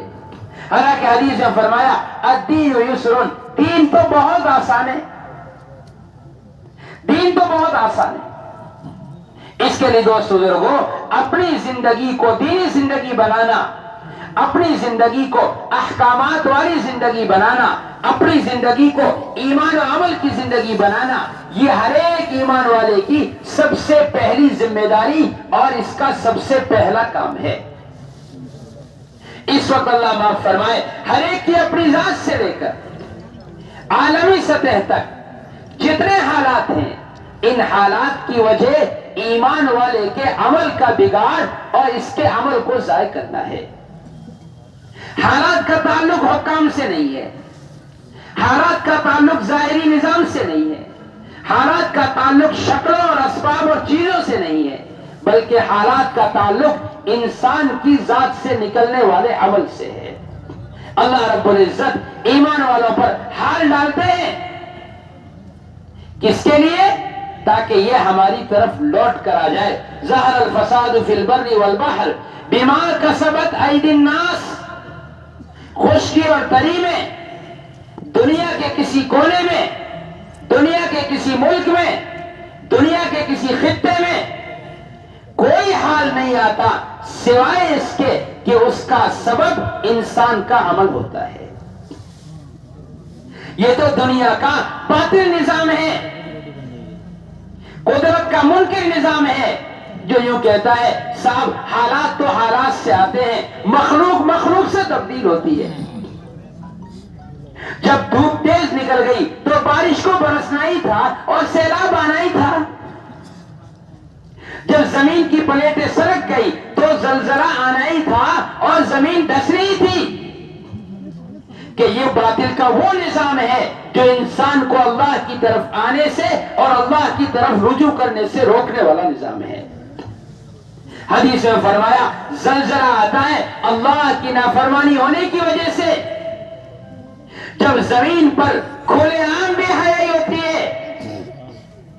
سب کو معلوم ہے کہ ہماری نوجوان نسل بے حیائی کی طرف جا رہی ہے، حیوانیت اور اوریانیت کی طرف جا رہی ہے۔ جس طرح جانوروں کو کھلے میدان میں ایک دوسرے سے ملنے میں شرم محسوس نہیں ہوتی، جب انسان اس مزاج پر آ جاتا ہے تو زمین کہتی ہے یا اللہ اجازت دے، نگل جاؤ اس کو، دسا دو اس کو، نام و نشان مٹا دو اس کا۔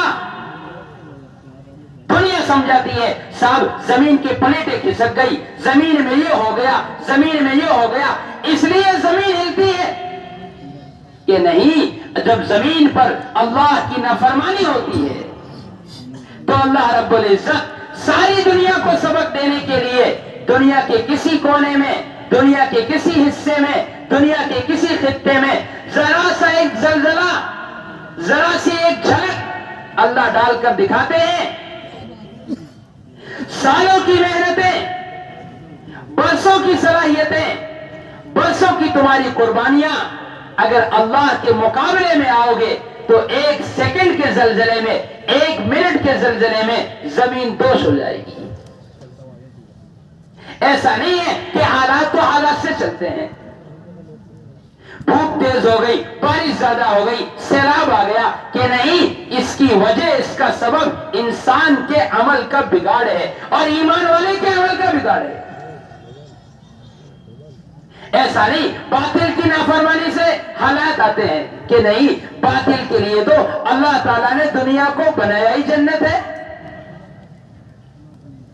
اس کے عمل پر فیصلہ نہیں ہے، فیصلہ تو مسلمان کے عمل پر ہے، ایمان والے کی نافرمانی پر ہے۔ دنیا کے باطل کے لیے تو اللہ نے خواہش کی چیز ہی بنایا ہے، خواہش کی چیزیں اللہ نے دنیا کو بنایا ان کے لیے کوئی جنت نہیں، جنت کا کوئی تصور نہیں، ہمیشہ ہمیشہ کا عذاب ہے۔ ایمان والے کے اعمال سے دنیا کے حالات بنتے بھی ہیں، دنیا کے حالات بگڑتے بھی ہیں۔ قرآن نے کہا خشکی اور تری میں، سمندر میں اور زمین کے کسی حصے میں کوئی حال آتا ہے، کوئی مصیبت آتی ہے، کوئی تکلیف آتی ہے، کوئی زلزلہ آتا ہے، کوئی سیلاب آتا ہے، کوئی طوفان آتا ہے، تو اس کی وجہ، اس کا سبب انسان کے عمل کا بگاڑ ہوتا ہے، اس کے عمل کا بگڑ جانا اس کا سبب ہوتا ہے۔ اگر یہ سمجھ لے اور لوٹ کر اللہ کی طرف آ جائے تو اللہ رب العزت اس کے لیے نجات کا راستہ نکالیں گے اور اس کی توبہ کو قبول کریں گے۔ اور اگر یہ لوٹ کر نہیں آتا ہے، اللہ کی طرف متوجہ نہیں ہوتا ہے، تو حدیث میں مثال دی ہے کہ مومن کی مثال، حدیث میں مثال دی ہے کہ مومن کی مثال ایک پیر میں، گھوڑے کے پیر میں رسی باندھ کر چراگاہ میں چھوڑے ہوئے گھوڑے کی طرح ہے۔ آپ دیکھیں ایک کھیت والا اپنے کھیت کے اندر جانور کو، گھوڑے کو پیڑ میں رسی باندھ کر چراگاہ میں چھوڑ دیتا ہے، ایک حد طے کر کے، یہاں فصل بوئی ہوئی ہے، یہاں فلاں ہے، یہاں فلاں ہے، اس حد کے اندر یہ گھوڑا چرے گا۔ آپ دیکھیں پیر میں رسی بندھی ہوئی گھوڑا چرتا جا رہا، جب حدود کے قریب چلا جاتا ہے تو اس کے رسی کا دائرہ ختم ہو جاتا ہے، تو اس کے پیر میں ایک جھٹکا لگتا ہے اس کھوٹے سے۔ گھوڑے کی عقل مندی یہ ہے کہ یہ فوراً لوٹ کر کھوٹے پر واپس آ جاتا ہے، اپنی کیل پر واپس آ جاتا ہے۔ فوراً مالک سمجھ جاتا ہے کہ صاحب اس کے دانے پانی کا انتظام کرو، اس کو یہاں سے ہٹا کر دوسری جگہ پر چھوڑ دو۔ اب اگر گھوڑا یوں کہے کہ صاحب کون سی رسی، کون سی شریعت، دنیا ہے، دنیا کے طریقے پہ چلو، دنیا آسمانوں پہ اڑ رہی ہے، تمہیں شریعت نظر آ رہی ہے؟ کہ جب یہ مزاج بنتا ہے اور گھوڑا کہے صاحب کون سی رسی، آگے فصل پکی ہوئی ہے، پانی کا آگے میٹھے پانی کا چشمہ جاری ہے، پانی کا نالا بہ رہا ہے، مجھے کیوں روکا جا رہا؟ کہ جتنا یہ گھوڑا آگے کی طرف کھینچے گا اتنی ہی اس کی پیر کی رسی جکڑتی چلی جائے گی پیر میں۔ حال آیا، مصیبت آئی، قرضہ ہو گیا، دکان بند ہو گئی، دھندا بند ہو گیا، تجارت میں کمی آ گئی، عزت میں کمی آ گئی، کہ یہ دیکھ میں نے اللہ کی کون سی نافرمانی کی ہے۔ ایسا نہیں کسی نے کچھ کر دیا ہے کہ کسی نے کچھ نہیں کیا ہے، تو نے اپنی ذات پر کیا ہے جو کچھ کیا ہے اللہ کی نافرمانی کر کے۔ اگر لوٹ کر آتا ہے تو اللہ رب العزت اس کی توبہ کو قبول کرتے ہیں، اس کے لیے نجات کا راستہ نکال دیتے ہیں۔ اگر لوٹ کر نہیں آتا تو جس طرح اس کے پیر میں، گھوڑے کے پیر میں رسی جکڑے گی، ایسے ہی انسان حالات میں جکڑتا چلا جائے گا۔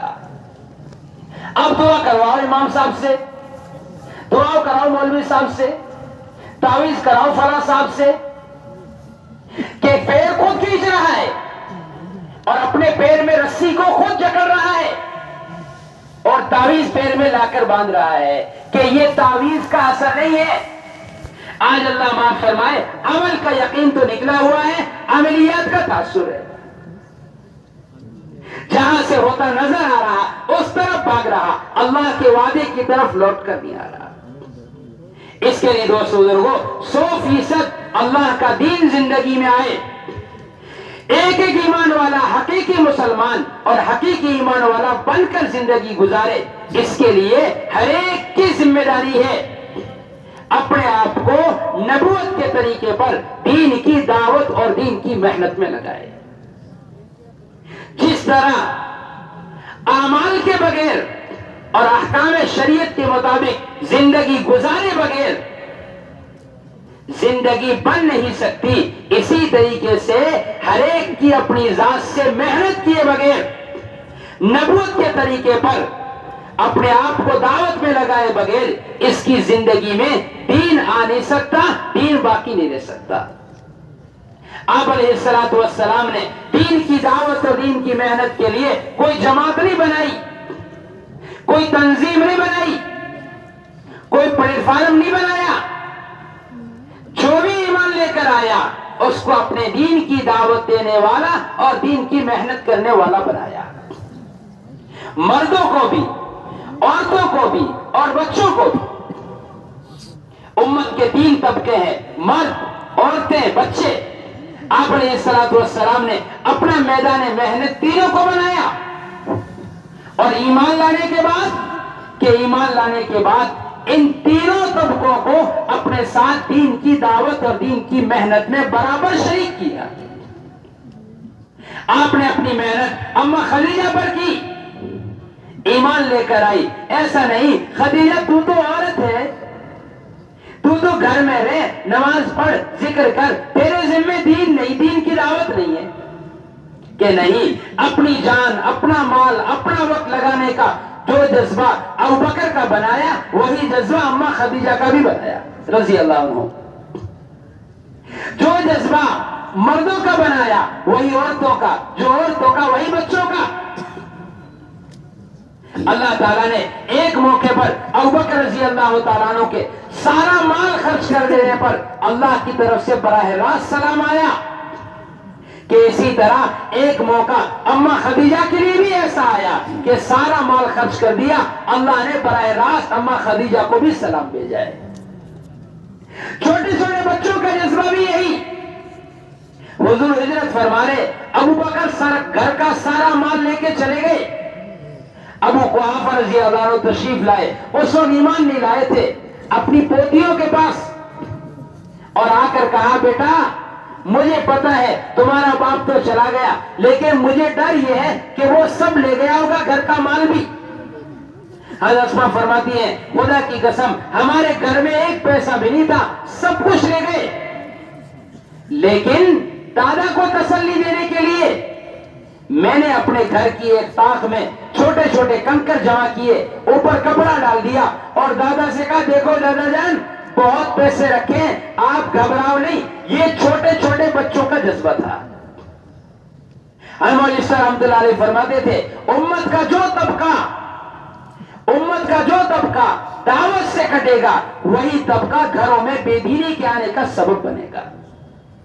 مردوں میں دعوت نہیں ہے، بے دینی مردوں کے راستے سے آئے گی، عورتوں میں دعوت نہیں ہے، گھروں میں بے دینی، معاشرے میں فساد، حیوانیت اور یانیت، رسم و رواج گھروں میں داخل ہوگی عورتوں کے راستے سے۔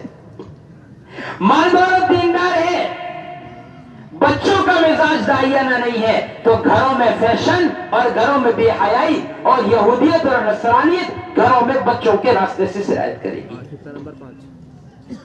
امت کی نجات کا کوئی راستہ نہیں ہے سوائے اس کے کہ امت باعتبار امت کے جماعت بن کر نہیں، مسلک اور مذہب کی بنیاد پر نہیں، زبان اور رنگ کی بنیاد پر نہیں، قوم اور طبقے کی بنیاد پر نہیں، صرف ایمان کی بنیاد پر محمد صلی اللہ علیہ وسلم اور آپ کے صحابہ کے طریقے پر دین کی دعوت اور دین کی محنت پر آ جائے، یہی امت کے دین کی طرف آنے کا راستہ ہے۔ آج اللہ معاف فرمائے جب امت نے اس بنیاد کو چھوڑ دیا اور محنت سے ہٹ گئی تو غیر محسوس طریقے سے دین اس کی زندگی سے نکلتا چلا گیا۔ الزام باطل پر کہ دنیا کا باطل دین کو مٹا رہا ہے۔ المجد رحمۃ اللہ علیہ فرماتے تھے پہلے ایمان والا اپنی ذات سے دین کو ختم کرے گا، پھر دنیا کا باطل اس دین کو مٹانے کی کوشش کرے گا، وہ اپنی کوشش میں کامیاب ہو جائے گا۔ یہ ایمان والا باطل کے خلاف بد دعا کرے گا، اللہ اس کی بد دعا نہیں سنیں گے۔ یہ باطل کے خلاف کوشش کرے گا، اللہ اس کی مدد اور نصرت نہیں کریں گے۔ آج اللہ معاف فرمائے ہم خود اپنے گریبان میں جھانک کر دیکھیں، وہ دین کا حصہ زیادہ ہے جس کو مسلمان ختم کر رہا یا وہ دین کا حصہ زیادہ ہے جس کو باطل مٹا رہا ہے۔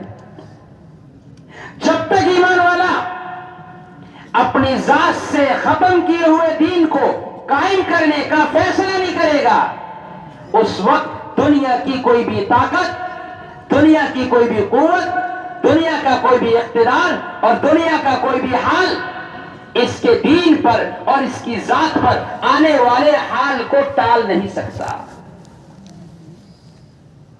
ایمان والے کو وہ دین تو نظر آ رہا ہے جس کو باطل مٹا رہا، لیکن وہ دین نظر نہیں آ رہا جس کو یہ اپنی ذات سے ختم کر رہا ہے۔ آپ اندازہ لگائیں، نظر ڈال کر دیکھیں، امت کا 80%، 90% طبقہ نماز جیسا فریضہ چھوڑ کر زندگی گزار رہا ہے۔ حالانکہ حدیث میں فرمایا نماز کا درجہ اسلام میں ایسا جیسے انسان کے بدن میں سر کا درجہ، بغیر سر کا انسان نہیں ہو سکتا، کہ بغیر نماز کے کوئی بھی مسلمان حقیقت کا مسلمان نہیں ہو سکتا۔ حدیث میں فرمایا نماز اسلام اور باطل کے درمیان کا فرق ہے۔ جس طرح کسی ملک کی اور کسی کھیت کی، کسی زمین کی، کسی علاقے کی ایک سرحد ہوتی ہے، بارڈر ہوتی ہے، کہ وہ فرق کرتی ہے کہ ادھر فلاں ضلع ہے، ادھر فلاں ضلع ہے، ادھر فلاں کا کھیت ہے، ادھر فلاں کا کھیت ہے، ادھر ادھر فلاں کا پلاٹ ہے، ادھر فلاں کا پلاٹ ہے، کہ اگر یہ بیچ کی دیوار ختم کر دو کہ ان کے درمیان کی تمیز ختم، جو نماز کو چھوڑنے کا عادی ہے، بے شک چھوٹ جانا بری بات ہے، لیکن توبہ کر لے، قضا کر لے، قضا نماز پڑھ لے، اللہ معاف کر دیتے ہیں۔ لیکن نماز کو چھوڑنے کی عادت، جمعے کی نماز پڑھ کے ٹوپی جو مسجد میں پھینک کر گیا، اگلے جمعے کو واپس آیا، کہ یہ نماز کو چھوڑنے کی عادت ہے، اگر اس عادت پر باقی رہتا ہے تو اس کے ایمان پر خاتمے کا بہت زیادہ خطرے کی بات ہے کہ اس کے ایمان کا کیا ہوگا۔ کیوں کہ یہ ایمان اور باطل کے درمیان کی بارڈر کو ختم کیے ہوئے ہے۔ اللہ معاف فرمائے، 80%، 90% امت کا طبقہ نماز چھوڑ رہا ہے۔ جو نماز میں ہے ان کی بھی نماز کا کیا حال ہے؟ ایک مرتبہ بھی نماز میں یہ خیال نہیں آیا کہ میں اللہ کے سامنے ہوں، اللہ مجھے دیکھ رہے ہیں۔ دکان کے تصور، دکان کے دھیان، تجارت کے دھیان کے ساتھ اللہ کے غیر کو دل میں لے کر نماز کے فریضے کو سر سے ٹال کر اور سر سے اتار کر جا رہا ہے۔ حالانکہ لکھا ہے علماء نے، ابن مسعود، ابن عباس رضی اللہ عنہ فرماتے ہیں، جو نماز اللہ کے دھیان کے بغیر پڑھی جاتی ہے، بے شک نہ پڑھنے سے تو یہ پڑھنا بہت اچھا ہے، لیکن اس نماز سے بجائے اللہ کا تعلق حاصل ہونے کے اللہ کے تعلق میں دوری پیدا ہوتی ہے۔ حدیث میں فرمایا، جس عمل میں بندے کا دل شریک نہیں، اللہ تعالیٰ اس عمل کی طرف توجہ نہیں فرماتے ہیں۔ 80% طبقہ نماز چھوڑ رہا ہے، نافرمانی کر رہا ہے، اور یہ دین پر چلنے والا، کہ یہ دین پر چلنے والا اپنے دین پر اور اپنی ظاہری شکل پر مطمئن ہے۔ کہتا ہے صاحب میں تو نماز پڑھ رہا ہوں، میں تو دین پہ چل رہا ہوں، کہ نہیں، جو نماز میں نہیں آ رہا اس کو لانا اور اس کو مسجد سے جوڑنا یہ تیری ذمہ داری ہے۔ علماء نے لکھا ہے، ایک آدمی نافرمانی کرتا ہے، گناہ کرتا ہے، تو بے شک اس کی نافرمانی اور اس کا گناہ بہت بڑا ہے، لیکن دوسرا سمجھدار آدمی اس کے گناہ کو دیکھ کر روکنے کی کوشش نہیں کرتا، تو اس کو اس گناہ سے نہ روکنا یہ اس کے گناہ سے بھی بڑا گناہ ہے۔ سنو، دھیان سے سنو، ایک آدمی منکر کر رہا ہے، نماز چھوڑ رہا ہے، اور دوسرا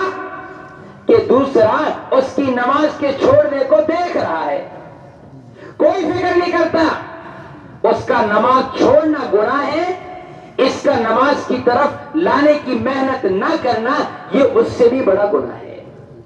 آپ دیکھیں دنیا میں دو جوان آپس میں لڑ جائیں، کوئی بڑی بات نہیں، ہوتا ہے چھوٹی موٹی چیز پر، لیکن آپ دیکھیں اگر اس جگہ پر کوئی سمجھدار لوگ موجود ہوں تو دنیا قصوروار کس کو کہے گی؟ لڑنے والوں کو، یہ سمجھدار جو دیکھ رہے ہیں ان کو۔ ارے بولو کیا ہوگا؟ ارے بولو قصور کس کا مانا جائے گا؟ کہ یہ تو لڑ گئے بچے، کوئی بات نہیں، لیکن تیرے ہوتے ہوئے کیسے لڑ گئے؟ قصور تیرے نظر آ رہا ہے۔ آج اللہ معاف فرمائے، امت کا اتنا بڑا طبقہ نافرمانی کی طرف جا رہا، ہمیں کوئی احساس نہیں۔ اس کے لیے دوست بزرگوں، اس کا ایک ہی راستہ ہے۔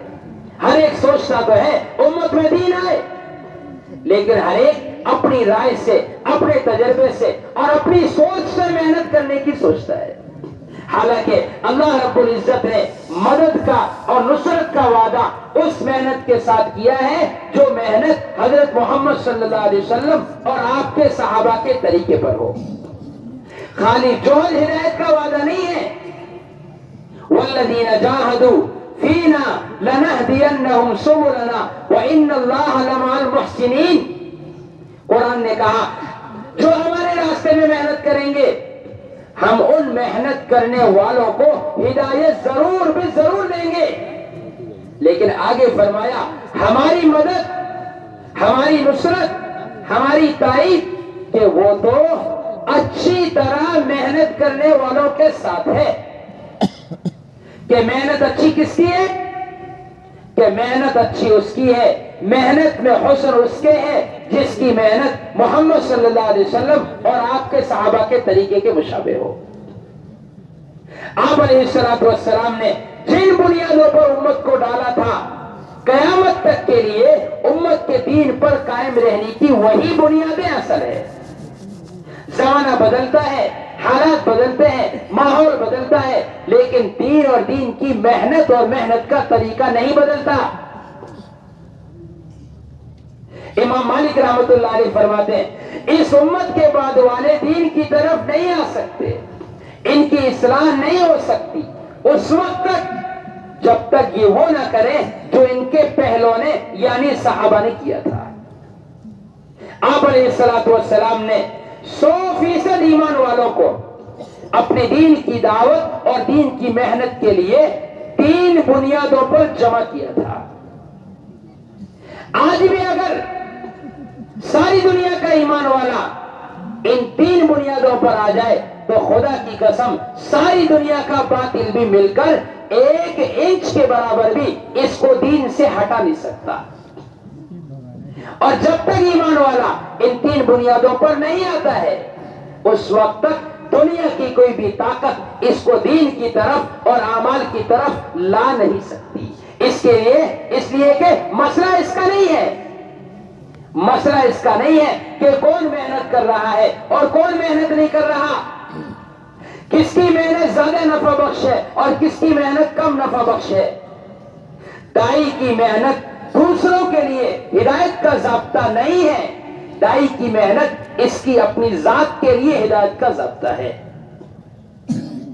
جب تک ایک مسلمان جماعت محنت کر لے، ایک طبقہ محنت کر لے، ایک تنظیم کام کی چل جائے کہ اس سے دین نہیں آ سکتا، جب تک زمانے نبوت کی طرح ایک مسلمان دین کی دعوت اور دین کی محنت پر نہیں آئے گا اس وقت تک یہ دین پر قائم نہیں ہو سکتا۔ اس لیے کہ اللہ تعالیٰ نے جوہد پر ہدایت کا وعدہ خود مجاہد سے کیا ہے، میں محنت کروں میرے ذریعے سے انسانیت ہدایت پر آئے، اس کا تو وعدہ تاکید سے نہیں ہے، لیکن میں محنت کر کے میں اپنی زندگی بدل لوں اس کا وعدہ قرآن نے تاکید در تاکید فرمایا ہے۔ آپ علیہ السلام نے 3 بنیادوں پر ڈالا تھا امت کو، جس کے اندر سب سے پہلی بنیاد اور سب سے پہلا کام یہ کہ ہر ایک ایمان والا اپنے گھر کی تعلیم اور تربیت کے لیے وقت دینے کو اپنی ذمہ داری سمجھے۔ سنو، دھیان سے سنو، یہ ہمارا اجتماع کوئی تقریر بیان کے لیے نہیں ہے کہ صاحب جمع ہو جاؤ، اچھی سی تقریر ہو جائے اور فارغ ہو جاؤ، کہ نہیں دوستو بزرگو، اجتماع کا موضوع ہے اپنے مرض کو سمجھنا اور اس کا جو علاج محمد صلی اللہ علیہ وسلم نے بتلایا ہے اس علاج کو لینے کا اور اس کے مطابق اپنی زندگی کو ڈالنے کا فیصلہ کرنا، اس کا نام اجتماع ہے۔ ایسا نہیں ہے صاحب مجمع جمع ہو جائے، اچھی سی تقریر ہو جائے، اچھا بیان ہو جائے، اجتماع کامیاب ہو گیا، کہ نہیں دوستو بزرگو، ہمارے اجتماع کی کامیابی یہ ہے کہ اجتماع میں آنے والا 100% مجمع اس بات کو طے کر کے جائے کہ یہ آج سے اپنے گھر میں خود بیٹھ کر 5 اعمال کے ساتھ تعلیم کرنے کو اپنی ذمہ داری سمجھے گا۔ 100% مجمع یہ طے کر کے جائے کہ بحیثیت ایمان والا ہونے کے میری ذمہ داری ہے کہ میں 2.5 گھنٹے سے 8 گھنٹے اور 12 گھنٹے تک کا وقت مسجد کی آبادی کے لیے دوں گا۔ آنے والا مجمع 100% یہ طے کر کے جائے کہ اپنے جان و مال کی ترتیب بنا کر سالانہ 4 مہینے اللہ کے راستے میں لگاؤں گا۔ اگر یہ مجمع اس بات کو طے کرتا ہے، خود اس پر آنے کا عزم کرتا ہے اور سارے ضلع کے ایک مسلمان کو اور پوری دنیا کے ایک انسان کو اس بنیاد پر لانے کی نیت کر کے جاتا ہے تو پھر تو اجتماع کی کامیابی ہے۔ اور اگر ہم کہہ سن کے فارغ ہو جاتے ہیں تو پھر تو اللہ معاف فرمائے ایسا ہوا جیسے بارش ہو گئی اور کاشتکار نے فصل کی طرف اور اپنے کھیت کی طرف دیکھا ہی نہیں۔ تو پہلی بنیاد یہ ہے جو آپ نے قائم کی تھی کہ ہر ایک ایمان والا اپنے گھر کی تعلیم اور تربیت کے لیے وقت دینے کو اپنی ذمہ داری سمجھے. آج اللہ معاف فرمائے جتنا معاشرے میں ارتداد ہے اور یہ نوجوان نسل بے دینی کی طرف جا رہی ہے, اپنے ایمان و عمل کا سودا کر رہی ہے, خدا کی قسم اس کا کوئی حل نہیں ہے, اس کا کوئی سد باب نہیں ہے سوائے اس کے کہ ایک ایک مسلمان کے گھر میں تعلیم اور تربیت کا نظام قائم کیا جائے جو دور نبوت میں قائم کیا گیا تھا. قرآن میں اللہ نے فرمایا انما یرید اللہ لیذھب عنکم الرجس اہل البیت ویطہرکم تطہیرا واذکرن ما یتلی فی بیوتکن من آیات اللہ والحکمہ. اللہ تعالیٰ یہ چاہتے ہیں کہ تمہیں ہر قسم کے رجس سے, ہر قسم کی گندگی سے, ظاہری اور باطنی تمام گندگیوں سے اللہ تمہیں پاک کر دے, اس کے لیے کہ اپنے گھروں میں قرآن اور حدیث کا حلقہ قائم کرو. اللہ معاف فرمائے علماء رحمۃ اللہ علیہ بڑی عجیب بات فرماتے تھے اپنے گھروں میں تعلیم اور تربیت کے لیے وقت دینے کو لازم کر لو, ورنہ زمانہ آئے گا تم اپنی دینداری پر مطمئن ہوں گے اور تمہاری نوجوان نسل مشرکین اور ملحدین کے, یہود و نصارہ کے طریقوں پر چل کر اپنے ایمان اور عمل کو بیچے گی, اپنی عزت بیچے گی, اپنا ایمان بیچے گی. آج اللہ معاف فرمائے نظر آ رہا, ملک پر نظر ڈال کر دیکھو, عالم پر نظر ڈال کر دیکھو, نوجوان نسل اپنے ایمان کو بیچ رہی ہے, اپنی عزت بیچ رہی ہے. ہم کہتے ہیں صاحب فلاں تنظیم محنت کر رہی ہے, فلاں فرقہ بے دین بنانے کی کوشش کر رہا ہے, کہ نہیں یہ تذکرے کی چیز نہیں ہے کہ کون بے دین بنانے کی محنت کر رہا ہے. فکر کی چیز یہ ہے کہ میں اپنی حفاظت کی کیا فکر کر رہا ہوں. آپ کو کوئی آ کر خبر دے کہ آج چوروں نے میٹنگ کی ہے کہ چوری کرنی ہے, تو کون سی تعجب کی بات ہے, چوروں سے اور کیا امید ہے. ایمان والا بیٹھ کر تذکرہ کرتا ہے فلاں تنظیم والے, فلاں سنگٹھن والے پلان بناتے ہیں مسلمانوں کو ایمان سے نکالنے کا, تو باطل سے اور کیا امید ہے, ان کا اور کیا کام ہے. باطل کی تو ہر زمانے میں کوشش رہی ہے اور قیامت تک رہے گی, لیکن اگر باطل بے دین بنانے کی محنت کر کے مجرم اور ایمان والا اگر اپنے معاشرے کی حفاظت کی فکر نہیں کرتا ہے تو یہ اس کی فکر نہ کر کے مجرم ہے. اب جرم میں دونوں برابر ہیں, اور اصول کی بات یہ ہے کہ جب جرم برابر کا ہو جائے تو پھر سزا کسی کو نہیں دی جا سکتی. ایک چور چوری کر لے, قاضی کے پاس لے گئے کہ صاحب چوری کر لی ہے, سزا دی جائے.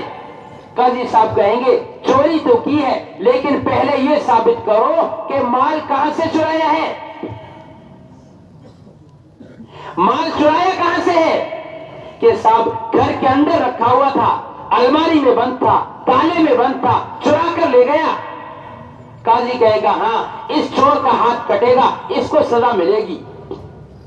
اور یہ ثابت ہوتا ہے کہ صاحب مال دروازہ کھلا ہوا تھا اور سامنے رکھا ہوا تھا, کہ وہاں سے لے کر آیا ہوں.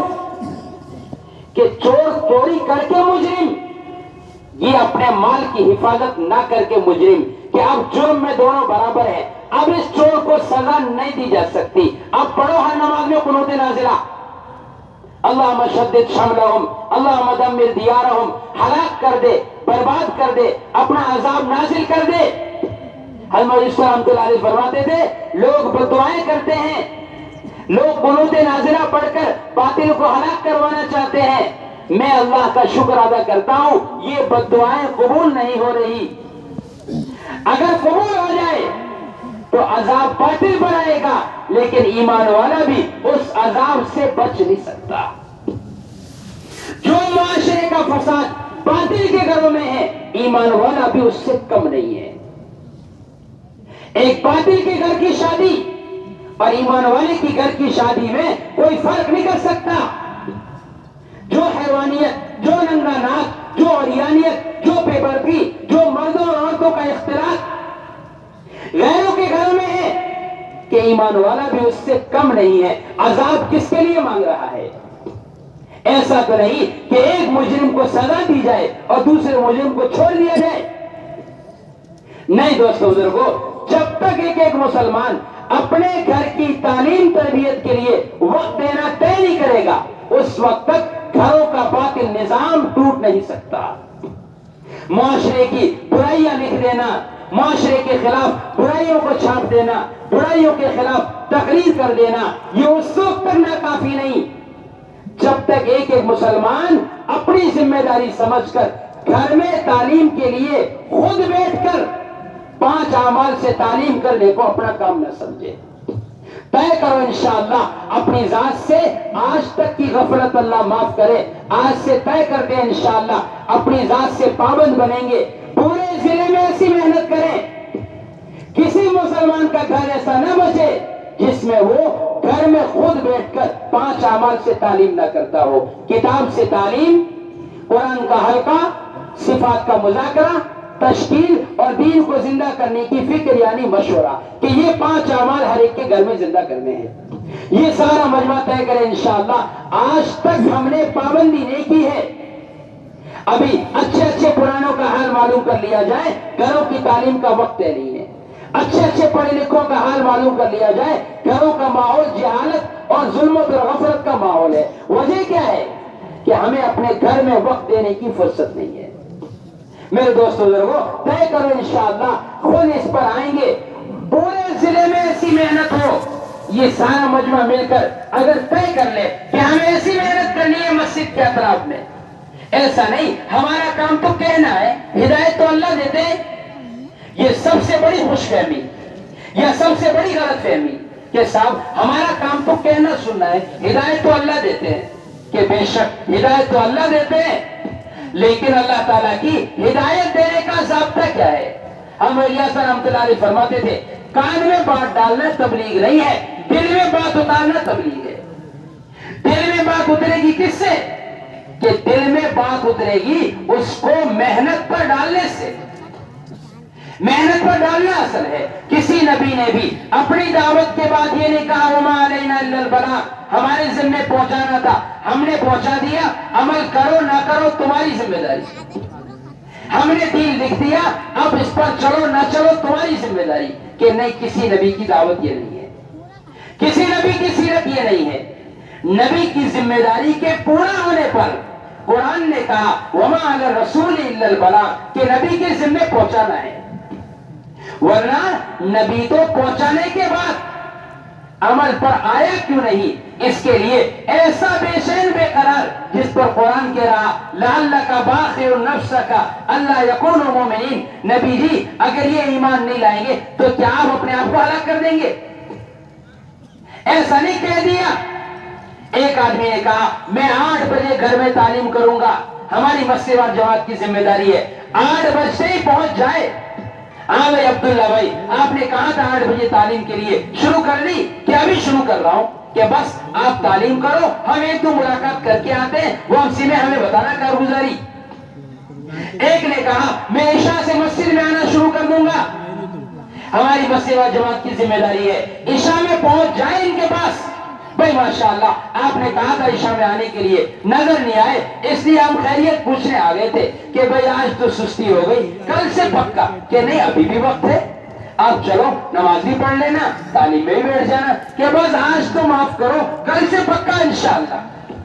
کہ جب تک یہ گھر کی تعلیم کا اور مسجد میں وقت دینے کا عادی نہ بنے، اس وقت تک ہماری مسجد و جماعت اس کو وصول کرنے کی اس طرح فکر کرتی رہے تسلسل کے ساتھ، جیسے ایک آدمی کسی قرض خواہ سے اپنا قرضہ وصول کرنے کی فکر اور محنت مسلسل کرتا ہے. جب اس طرح وصول کیا جائے گا تو اللہ رب العزت 100% اعمال کا ماحول قائم کریں گے. تو پہلی بنیاد گھروں میں تعلیم کا ماحول قائم کرنا. معاشرے کی فساد کا دوسرا کوئی حل نہیں ہے. یہ نوجوان نسل جو مرتد ہو رہی ہے، اس کا کوئی سدے باب نہیں ہو سکتا سوائے گھروں کی تعلیم کے. ایسا نہیں ہے کوئی قانون بنا دو، کوئی سنگٹن بنا دو، کوئی طاقت بنا دو. کہ نہیں، معاملہ تو اندر کا ہے. آپ اپنے درخت کے آس پاس کی دیوار کو مضبوط کر دو اور کیڑا درخت کی جڑ میں لگ جائے، دیمک اس کی جڑ میں لگ جائے، تو یہ آپ کی چار دیواری اس وقت تک کام نہیں آئے گی جب تک آپ اس دیمک کو اندر سے ختم نہ کریں۔ آپ تو مطمئن رہیں گے ہمارا گھر بند ہے، اور ادھر سے اندر سے حقیقی طور پر ایمان عمل نکل چکا ہوگا۔ اس کے لیے دوست بزرگوں، اہتمام کے ساتھ گھروں میں تعلیم کو زندہ کرنا، مسجدوں کو 24 گھنٹے اعمال سے آباد کرنے کی فکر کرنا۔ مسلمان کا سب سے غفلت کا ماحول بازار کا ماحول ہے۔ ہماری ذمہ داری ہے ایک ایک کی خوشامد کریں اور ایک ایک کو اٹھا کر مسجد کے ماحول میں لے کر آئیں۔ مسجد کے ماحول میں آ کر ایمان سیکھا جائے، اعمال سیکھے جائیں، اور علماء کی صحبت میں رہ کر اپنی شریعت اور سنت کو سیکھا جائے۔ جب تک مسجدوں کے اندر علم کے حلقے قائم نہیں ہوں گے اور علماء اور عوام کا اختلاط مسجدوں کے ماحول میں نہیں ہوگا، اس وقت تک امت کے عموم کی جہالت نہیں نکل سکتی۔ بے شک مکاتب اور مدارس یہ علم کے اور شریعت کے تحفظ کی بہت اہم بنیادیں ہیں۔ اس کے بغیر شریعت محفوظ نہیں رہ سکتی، علم محفوظ نہیں رہ سکتا۔ ہم سب کی ذمہ داری ہے ہم اپنے ہر اعتبار سے تعاون کریں مکاتب مدارس کا۔ ہمارا سب سے بہتر مال وہ ہے جو اللہ کے دین کو سیکھنے اور سکھلانے پر خرچ ہوتا ہو۔ دوسری بنیاد یہ ہے کہ مسجدوں کے اندر علماء اور عوام کا اختلاط ہو۔ جس طرح ایک ایک گلی میں ایک ایک ڈاکٹر ایک ایک مریض کی نبض پکڑ کر علاج کرتا ہے، اسی طریقے سے ایک ایک عالم ایک ایک امتی کی نبض پکڑ کر، کوئی سود کا مریض ہے، کوئی جھوٹ کا مریض ہے، کوئی دغا کا مریض ہے، کوئی وراثت کو کھانے کا مریض ہے، کہ ایک ایک کی نبض پکڑو اور اس کے صحیح دین پر لے کر آؤ۔ مسجدیں 24 گھنٹے اعمال سے آباد رہے، پورے دین کے سیکھنے سکھلانے کا نظام مسجد میں ہو۔